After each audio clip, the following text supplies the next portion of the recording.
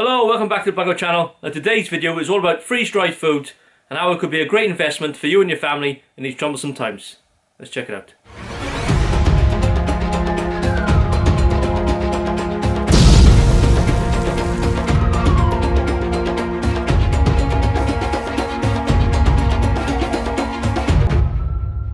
Don't look now, but there's something funny going on over there at the bank, George. Concerns growing over the stability. Set off a domino effect across the banking industry. Led a lot of us to wonder, how safe is the money I have socked away? They just came out and told us that the bank is shut down. Yeah, crazy times, don't they? These last couple of years, we seem to be going from one crisis to another, almost like it's planned or part of an agenda. But we won't go into that today. We're going to talk about freeze-dried food. So yeah, freeze-dried food. Like I say, I'm shipping quite a bit of it lately. And a lot of 6-month and 12-month supplies. There's 2 12-month supplies going out today. There's no one being picked up on Friday, later on in the week. And there's more coming in for next week as well. So, yeah, a lot of people are investing their money in freeze-dried food, like it seems. And myself, I'm no different. I've recently purchased a lot of freeze-dried food for myself and for my family. I don't really trust the banks at the moment, like a lot of people. And the old saying is, don't put all your eggs in one basket, isn't it? So, yeah, I think people are taking a bit of money out, if they got any, that is, in these troublesome times, and invested in long life tangible items like supplies and freeze-dried food. Now, why would you invest your money in freeze-dried food?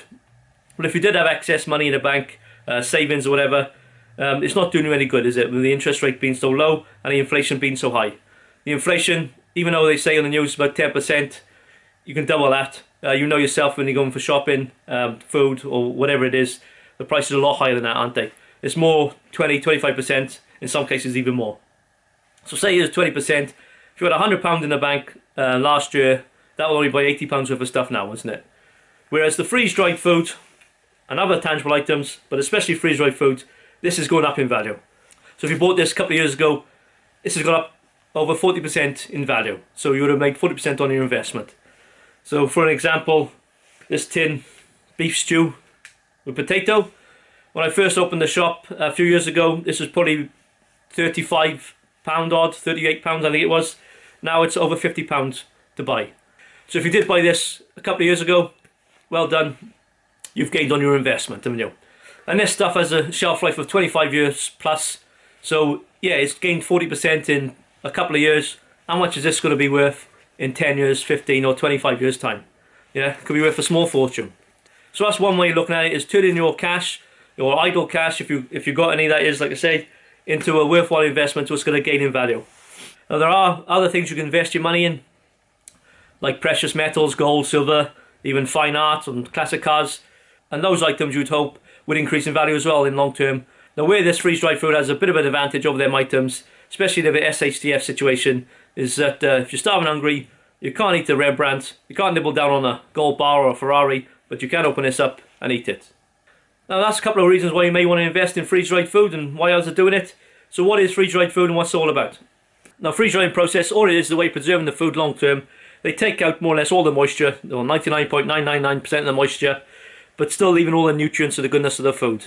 Other ways of preserving food, you do lose a little bit of nutritional value, but with the freeze-drying process you don't. So together with the oxygen absorbers in the tins or the pouches, there's no oxygen in it, there's no moisture in it, so there's no way for bacteria to grow. So if there's no way for bacteria to grow, it won't spoil. And the good thing about freeze-dried food as well, you don't need any refrigeration or equipment to store it. You just need a cool, damp-free environment, ideally away from any sunlight. And you look after the tins, you store it correctly. Yeah, there's no reason why this will last 25 years plus, if not indefinitely. Now the freeze-dried food itself, it comes in tins or pouches. And there's a few different companies making it these days. Yeah, you can get the American stuff in, the Mountain House, the ReadyWise, but there's quite a few British companies now making the freeze-dried food, and always best to buy British and support your local economy. So yeah, fuel preparation, Expedition Foods, Adventure Nutrition are just a few of the British companies making the freeze-dried food. They come in tins or the pouches, and there's a variety of different meal options, meat, vegetarian, vegan, if you're that way inclined.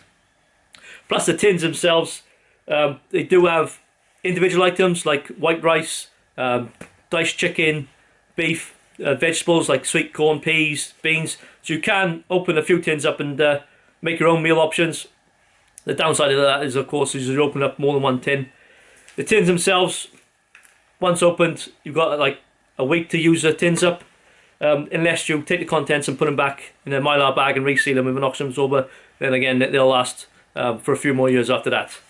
So yeah, we're going to open one of these tins up later on, see what's inside, see what it's all about. I never opened one myself before. I've always ever just bought these for long-term storage. So it'd be quite interesting to see the process and opening one up and rehydrating it and see what it tastes like.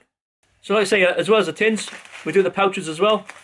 These are a great item, individual items for bug out bags or even just camping expeditions.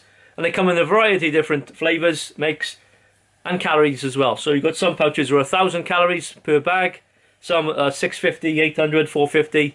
So depending on what you're doing, say if you're going on a long hike, you might want a 1,000 calories meal. Or if you're just eating day to day, not doing much, you want a 450 calorie meal. So they cater for all meal types, all calorie counts, and a good thing about the pouches as well, they're a great bartering item. So if you're in an SHTF situation and the civilization's collapsed, let's say, and you need more supplies or services around your home, your homestead, you can exchange these for other goods and services. So there we are, that's a little bit about the freeze-dried food, the different options, and why some people are investing their money in the long-term food storage. So you invest your money in this now, you store it correctly, in 25 years time, anyone's guess how much this could be worth, or what goods or services you could exchange it for. Now if you are buying 3 months, 6 month or 12 month supplies of the freeze-dried food, I do have good deals on. There's not many places cheaper than me in Britain at the moment selling this freeze-dried food. So as I said before, we're going to take one of these tins now, we're opening it up, have a look inside, have a look at the contents, and go through the process of rehydrating it and see what it tastes like. Let's go.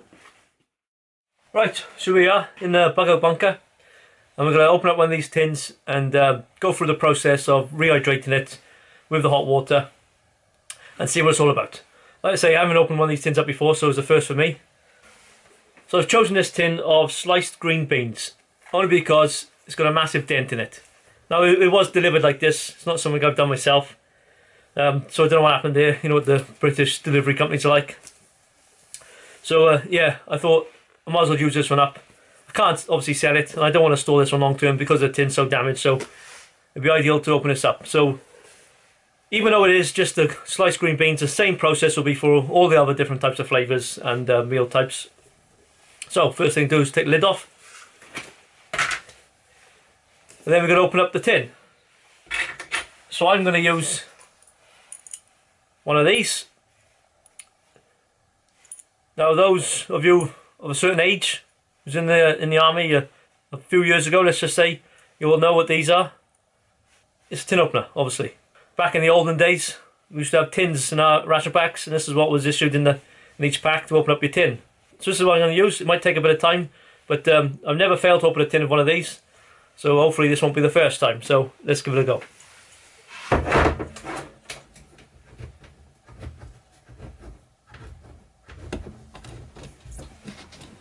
Yeah, it's doing it, as you can see.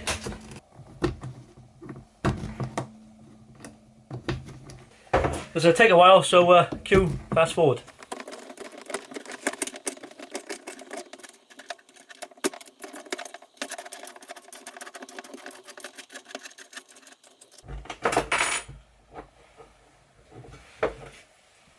Right, I can't seem to get the lid off, mainly because where it's dented, the tin opener, it won't latch on properly to do it. But I've opened up enough. As you can see inside, there's the beans, all that green goodness, and the texture of them, yeah, well, as you can imagine, they're just dry. So I read the back, the instructions. If you just wanted, say, a 100 gram portion, you put that into a dish or whatever, add enough boiling water for that, seal it, we'll put a lid over it, and then let that hydrate for 8 to 10 minutes, and then it's ready to eat. If you want to do the whole tin, fill the water up to the top, again put the lid back on, which comes with it, and again leave it for 8 to 10 minutes, and it's ready to go. So that's what I'm going to do now. I'm going to do the whole tin's worth, rehydrate them, and then I'll let them cool down and put them in the freezer, and we'll use them up this week. So there they are. Yeah, the tin opener couldn't quite do this dented bit, but it's done enough. So let's put the water in. Now before you pour the water in, make sure you take the oxygen absorbers out. In these big tins there's 3. In the pouches I think there's only 1. So, water.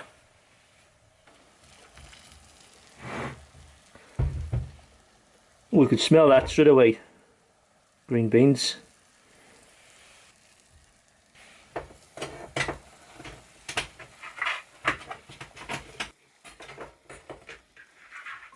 Lid on.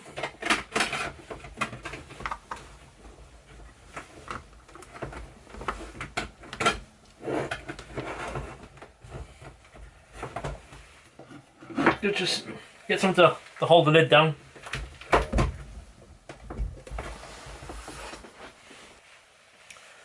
We'll come back 8 to 10 minutes later. Some time later. And while we're waiting for that to rehydrate, I'll just run through the tins. Now each tin or meal choice, they do have a varied amount of servings in each tin. This salmon and broccoli pasta has 8 servings. So that's 8 100-gram servings. But they all have the instructions on there, the ingredients and the allergies, storing information, all that. It's all on the tins. Plus it's got all the nutritional values and all that. So it's all on there to see. And like I say, this is a meal choice. So it's got salmon and broccoli pasta, it's got all that in there, serves 8. But you can get something like cooked diced chicken, which is just cubes of chicken, as the name suggests. And that's got 24 servings in it. Yeah. But again, it's got all the instructions and all that, how to rehydrate it and all that palaver. So really, if you do want to use the tins, you know, for whatever reason there is, as long as you can read and you can see what you're doing, you should have no problems. Right, couple more minutes and we're ready to go. Some time later. Right, I just had a quick cup of tea and now we're back. So let's check on these green beans.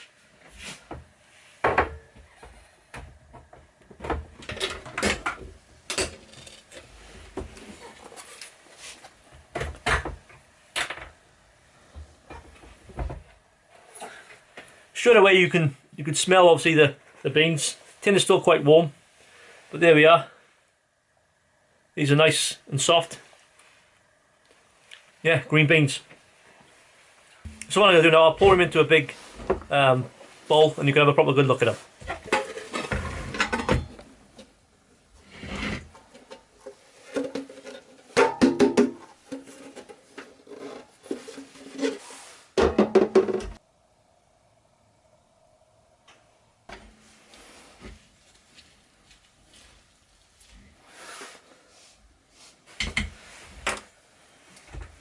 So that's the beans, all hydrated and ready to eat.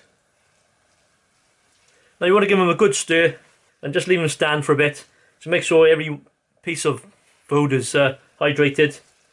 But yeah, pretty impressed with that. Yeah, they smell nice.